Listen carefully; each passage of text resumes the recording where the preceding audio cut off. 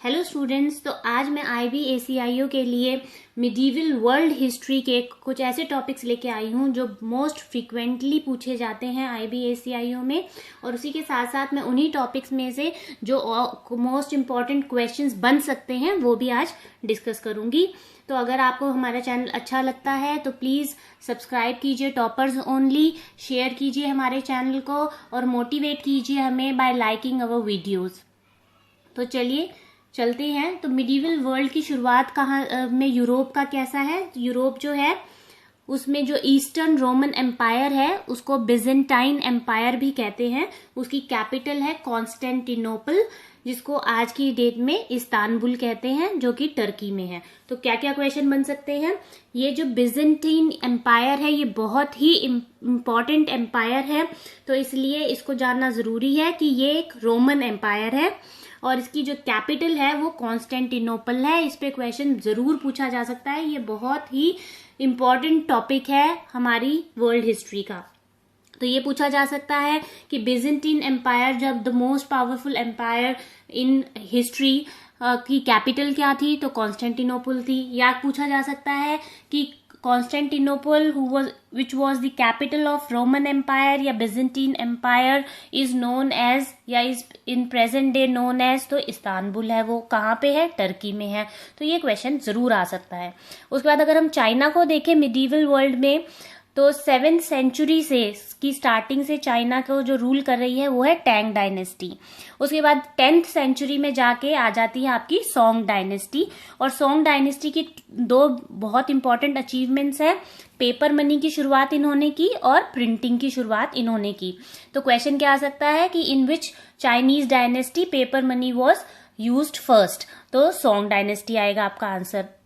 या printing was introduced, तो भी सोंग डायनेस्टी आपका आएगा। उसके बाद जो है आपका जो सोंग डायनेस्टी है वो खत्म हो जाती है किसके द्वारा, मंगोल्स की युआन डायनेस्टी के द्वारा। तो कौन सी बैटल इंपॉर्टेंट है, बैटल ऑफ यामेन। तो ये क्वेश्चन आ सकता है कि battle of Yamen was fought between, तो it was fought between the Song dynasty in China and the Mongols Yuan dynasty. तो इन दोनों के बीच में ये लड़ाई हुई थी, बैटल ऑफ यामेन। इसे नेवल बैटल ऑफ माउंट या भी कहा जाता है, नेवल बैटल ऑफ माउंट या। और इसमें नेवी का काफी यूज हुआ था, इसीलिए नेवल बैटल कहते हैं।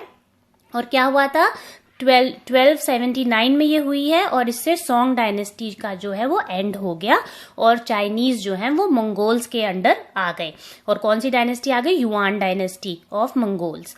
उसके बाद आपकी आ गई मिंग डायनेस्टी और जो लास्ट डायनेस्टी है चाइना की वो है किंग डायनेस्टी, जिसपे ऑलरेडी क्वेश्चन जो है ACIO में पूछा जा चुका है कि जो लास्ट डायनेस्टी थी चाइना की वो क्या कौन सी थी, तो वो किंग डायनेस्टी थी। और उसने कब लास्ट रूल किया, तो 1911 तक उसने रूल किया। तो और क्वेश्चन क्या बन सकता है कि Qing dynasty which was the last dynasty of China was established by, तो it was established by Manchu clan. Manchu clan ने एस्टेब्लिश की थी और इसके जो लास्ट एम्परर थे वो थे प्यू यी। तो ये क्वेश्चन भी पूछा जा सकता है।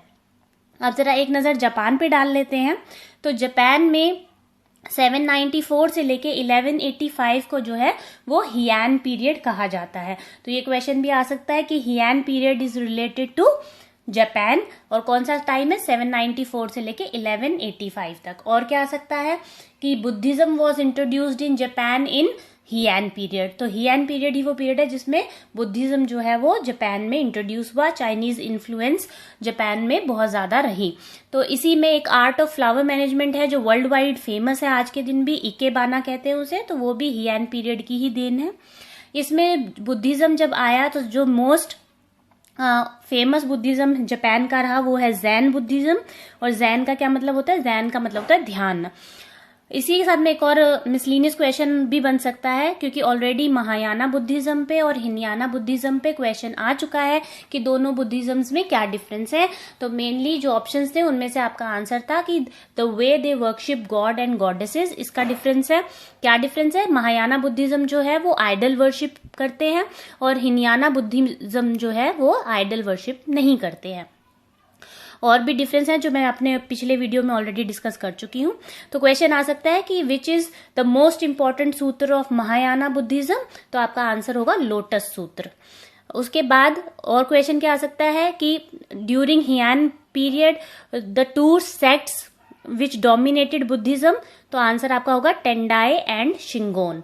तो देखिए इस तरह से क्वेश्चन आ सकते हैं, ऑलरेडी आ चुके हैं, तो ऑब्वियसली आगे भी आ सकते हैं। उसके बाद जो एक बहुत इंपॉर्टेंट पार्ट हुआ है मिडीवल वर्ल्ड हिस्ट्री में, वो है राइज ऑफ इस्लाम, जो कि शुरुआत हुई उसकी 7th सेंचुरी में। क्या और कैसे शुरुआत हुई? जन्म के साथ प्रॉफिट मोहम्मद का जन्म हुआ आपका 571 AD में मक्का में, जो कि सऊदी अरेबिया में है। और उसके बाद फाइनली वो माइग्रेट कर गए मदीना में 622 AD में। अब ये जो माइग्रेशन है प्रॉफिट मोहम्मद की फ्रॉम मक्का टू मदीना, इसको इस हिजीरा भी कहा जाता है। तो ये भी क्वेश्चन आ सकता है कि the word Hijra is associated with, तो it is associated with the migration of prophet Mohammad from Mecca to Medina. उसके बाद ये क्वेश्चन तो ऑलरेडी ACIO में आ ही चुका है कि जो बैटल ऑफ बादर है वो कहाँ पे लड़ी गई थी, तो वो आपकी जो है वो मदीना के पास लड़ी गई थी, तो ये उसका आंसर था। तो इस तरह के क्वेश्चन आते रहते हैं। तो द बैटल ऑफ बादर जो थी वो फर्स्ट बैटल थी जो प्रॉफिट मोहम्मद के अंडर लड़ी गई थी, और किसके साथ लड़ी गई थी? ये जो थी ये आपके खुरेश जो थे मक्का के, उनके साथ लड़ी गई थी। और ये 624 AD में जो है लड़ी गई थी। कहाँ लड़ी गई थी? हिजाज रीजन में लड़ी गई थी, जो कि वेस्टर्न अरेबिया में है, और वो साउथ वेस्ट है मदीना के। तो ये जो थी एक की बैटल थी, तो इसके बारे में ऑलरेडी क्वेश्चन आ चुका है। तो क्योंकि ऐसा क्वेश्चन आ चुका है, तो जो अगली बैटल हुई दोबारा से प्रॉफिट मोहम्मद और खुरेश ऑफ मक्का के बीच में जो हुई, उसे कहते हैं बैटल ऑफ उहुद। तो इसके बारे में भी ऑब्वियसली क्वेश्चन आ सकता है। तो जो ये बैटल ऑफ उहुद है, ये भी prophet Muhammad and the Muslim army और मक्कन्स के बीच में हुई। तो ये हुई आपकी 625 AD में, और ये कहाँ हुई है? ये माउंट उहुद में हुई है, और जो कि है नॉर्थ ऑफ मदीना। तो देखिए ये भी मदीना के पास ही हुई है बैटल। और उसके बाद इसमें क्या हुआ था? इसमें जो खुरेश थे मक्का के, उन्होंने जो है वो आक्रमण किया था मदीना पे, लेकिन वो फेल हो गए, वो मदीना को कैप्चर नहीं कर पाए। तो इसके बाद जो तीसरी फाइट होती है, जिसे कॉन्क्वेस्ट ऑफ मक्का कहा जाता है, जिसमें प्रॉफिट मोहम्मद की आर्मी ने जो है वो मक्कन्स पे किया था आक्रमण। तो इसमें फाइनली जो है वो उन्होंने मक्का को जीत लिया था। तो ये हुई है 630 से लेके 632 तक। तो क्वेश्चन क्या आ सकता है कि in which battle prophet Mohammad was able to capture या कॉन्क्वेस्ट मक्का। तो इसका कोई स्पेशल नाम नहीं है, इसे कॉन्क्वेस्ट ऑफ मक्का ही कहा जाता है। और उसके बाद फाइनली आपकी जो है डेथ ऑफ प्रॉफिट मोहम्मद हो गई जून 632 में।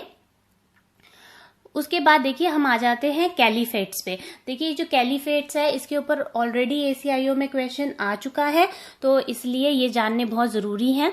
तो after the death of prophet Muhammad, जो उनके सक्सेसर्स थे उन्हें कहा जाता था कैलिफ्स या फिर खलीफा। तो वहां से उन जो राज्य खलीफाओं के नीचे आए या जिन पे खलीफाओं ने राज किया, तो उन्हें कैलीफेट्स कहा जाता है। तो जो कैलिफ्स थे उन्होंने Iran, Syria, Egypt, central Asia, north Africa और स्पेन, देखिए कितना बड़ा जो राज्य है, कितना बड़ा एरिया जो है वो कॉन्कर कर लिया। उसके बाद even Jerusalem was captured by the Arab army. तो जेरूसलम जो है, जिसपे हमेशा से ही लड़ाई चलती रही है, क्योंकि वो ज्यूज का भी होली प्लेस है और वो इस्लाम्स का भी होली प्लेस है, तो इस पे शुरू से ही लड़ाई आपकी चलती आ रही है। तो वो कैप्चर कर लिया वो भी जेरूसलम का 638 में। तो ये भी पूछा जा सकता है कि कौन से ईयर में जो है अरब आर्मी ने जेरूसलम को कैप्चर कर लिया। तो after the death of prophet Muhammad, तो 638 में। उसके बाद जो इम्पोर्टेंट बैटल है वो है battle of Nahavand near Hamadan, Iran. तो ईरान में ये हुई थी बैटल ऑफ नहावंद, और इसमें जो है फाइनली अरब आर्मी मुस्लिम्स ने पर्शिया को कॉन्कर कर लिया। ये है 641 की बात। तो क्वेश्चन आ सकता है in which battle did the Muslims conquer Persia. तो बैटल ऑफ नहावंद है इसका आंसर। तो इस तरह के क्वेश्चंस आते रहे हैं, आगे भी आ सकते हैं। देखिए जो शुरुआती कैलिफेट है वो है उमैयाद कैलिफेट जो 660 में शुरू हुआ। उसके बाद आए अब्बासिद कैलिफेट जो 750 में है, और इनके टाइम में जो है अरब की जो कैपिटल है वो बन गई बगदाद। जो ये अब्बासिद कैलिफेट है ये बहुत ही इम्पॉर्टेंट कैलिफेट है, तो इसके बारे में क्वेश्चन जरूर आ सकता है। तो ध्यान रखिए जो बगदाद है वो कब बनी है कैपिटल, वो अब्बासिद कैलिफेट के टाइम पे कैपिटल बनी है 750 में। उसके बाद 1055 में जो है सेल्जुक टर्क्स आ गए जिन्होंने बगदाद ले लिया और अरब रूल जो है आपका एंड हो जाता है। उसके बाद सेल्जुक टर्क्स के बाद आते हैं आपके दी ऑटोमन एम्पायर जो कि फाउंडेड बाय ओस्मान I। तो ऑटोमन एम्पायर जो है ये बहुत ही इम्पॉर्टेंट पावरफुल एम्पायर है जो बहुत ही लंबा चलेगा आगे तक, तो ये बहुत इंपॉर्टेंट है, तो इस पे क्वेश्चन आ सकता है। ऑलरेडी इसके ऊपर काफी क्वेश्चंस आ चुके हैं जो मैं अपने आने वाले वीडियोज में डिस्कस करूंगी। तो जान लीजिए कि ये जो शुरुआत हुई थी इसकी 1299 में हुई थी, ओस्मान I के द्वारा इसकी शुरुआत हुई थी। तो देखिए जो क्वेश्चन ऑलरेडी एसीआईओ में आ चुका है वो ये है कि जो फतिमिद कैलिफेट था वो कहाँ कहाँ राज करते थे या उन्होंने क्या क्या ऑक्यूपाई कर लिया था। तो उसका आंसर था modern countries of Morocco, Algeria, Tunisia and Libya. तो क्योंकि ये क्वेश्चन आ चुका है तो इस तरह के और भी क्वेश्चंस जो हैं वो आ सकते हैं।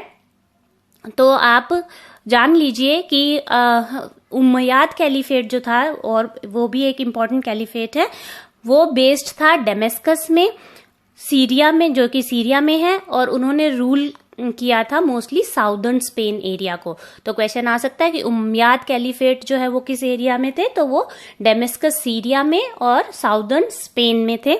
इसी तरह अगलाबिद कैलिफेट है जो कि इफ्रीकिया जो कि मॉडर्न डे ट्यूनीशिया है उससे रिलेटेड है। एंड देन अयूबिद मैंने बताया बहुत ही इंपॉर्टेंट कैलिफेट है आपका। तो वो आपका जो है बेसिकली सेंटर ऑफ इजिप्ट में था और उन्होंने फाइनली जो है यमन को कॉन्कर किया था। तो ये आ सकता है विच कैलिफेट कॉन्कर्ड यमन, तो वो थे आपके अयूबिद कैलिफेट। उसके बाद ये अयूबिद कैलिफेट जो है वो बहुत इंपॉर्टेंट है, तो इनके बारे में थोड़ा मैं और बता देती हूँ आपको कि इन्होंने यमन को इन्होंने ले लिया। तो ये बैटल ऑफ यमन है वो जिसमें इन्होंने यमन पे कब्जा कर लिया था। तो क्वेश्चन ये भी आते हैं कि क्यों हुई बैटल ऑफ यमन या क्यों करना चाहते थे यमन पे कब्जा। तो ये इसलिए करना चाहते थे ताकि ये रेड सी को डोमिनेट कर सके, जो कि एक बहुत ही जरूरी ट्रेड रूट था जिसपे इजिप्ट जो थी वो डिपेंडेंट थी। तो इसलिए ये बहुत इंपॉर्टेंट था, इसलिए उन्होंने यमन पे जो है वो कब्जा किया। तो ये क्वेश्चन आ सकता है कि बैटल ऑफ यमन हुई ही क्यों, या what was the purpose of Ayyubid caliphate behind the battle of Yemen. तो they wanted to capture Yemen to dominate the Red Sea trade routes. तो ये क्वेश्चन, ऐसे क्वेश्चन भी आते हैं। और उसके बाद क्यों इंपॉर्टेंट और ज्यादा हो जाता है Ayyubid caliphate, because Ayyubid Caliphate was the caliphate which virtually the entire kingdom of Jerusalem passed into Ayyubid hands after their victory against the Crusader state of Levant। तो ये आती है आपकी बैटल ऑफ हातिन। तो ये भी बहुत इंपॉर्टेंट है, बैटल ऑफ हातिन जो कि 1187 में हुई है और कहाँ हुई है, नॉर्दर्न पैलेस्टीन में हुई है।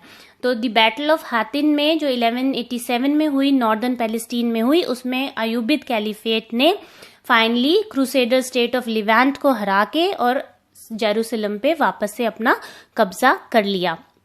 तो ये बहुत ही इंपॉर्टेंट अचीवमेंट थी, तो इसलिए अयूबिद कैलिफेट जो है आपका वो काफी इंपॉर्टेंस रखता है। तो देखिए स्टूडेंट्स, इस तरह के क्वेश्चन आते रहते हैं एसीआईओ के एग्जाम में, तो आप इन्हें जरूर अच्छे से कर लीजिए। इसके बाद जो नेक्स्ट इंपॉर्टेंट टॉपिक है जो एसीआईओ में अक्सर पूछा जाता है वो है क्रूसेड्स। तो क्रूसेड्स जो है उनके बारे में मैं अपने अगले वीडियो में डिस्कस करूंगी और सारे इंपॉर्टेंट क्वेश्चन जो क्रूसेड्स पे बन सकते हैं वो सारे के सारे डिस्कस कर दूंगी, एक भी नहीं छूटेगा। तो आप देखते रहिए toppers only. Thank you and all the best.